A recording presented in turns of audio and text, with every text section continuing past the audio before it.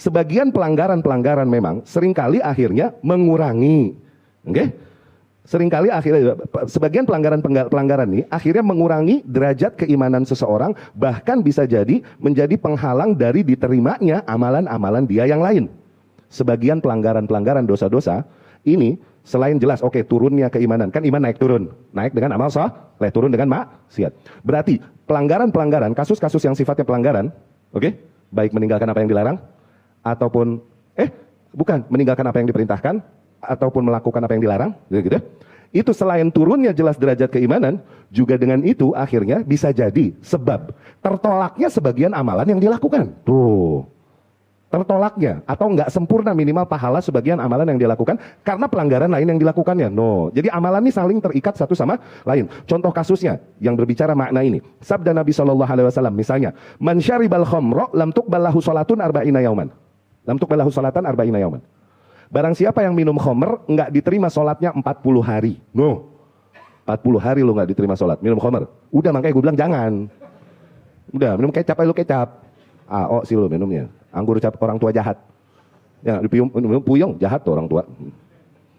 Udah, makanya jangan gue bilang. Ya. Nah, difahaminya begitu juga, kayak memahami kalam Ibnu Mas'ud tadi. Barang siapa yang minum khamr, maka tidak diterima sholatnya 40 hari. Apakah habis minum khamr dia akhirnya berarti ya udah deh gue nggak usah sholat, nggak diterima? Lah, bukan begitu. Tobat sholat. Gitu. Oke?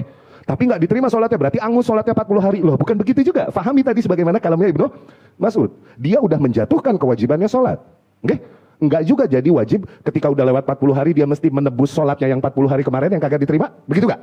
Mesti mengulang sholatnya. Hah? Kagak juga begitu. Dia udah terlepas dimahnya dengan bertaubat, beristighfar, bertaubat, dan kemudian dia sholat. Dan sholatnya ini menghapuskan dosa. Cuman keutamaan sholatnya sebagaimana sholat orang lain yang kagak minum khamr, dia nggak dapat. Gitu. Dimana Allah memujinya, meridhoinya, memujinya di hadapan para malaikat dan membanggakannya di hadapan para malaikat, itu dia kagak dapat. Nah, dapat ya? Bukan berarti habis minum khamr terus nggak sholat. Kelar 40 hari pindah agama loh. Riwayat-riwayat demikian ngomongin bahwasanya sebagian kewajiban memang berkaitan satu sama lain. Kewajiban Islam berkaitan satu sama lain. Bahkan ada beberapa kabar mengatakan bahwa sebagian dosa atau pelanggaran ini membuat tertolaknya amalan-amalan yang lain atau minimal berkurangnya keutamaan amalan-amalan yang lain yang telah dilakukan. Sebagaimana misal contoh kasus Rasul berkata, "Man syaribal khamra lam tuqbal lahu salatun arba'ina yauman." Barang siapa yang minum khamr enggak diterima salatnya selama 40 hari. Oke?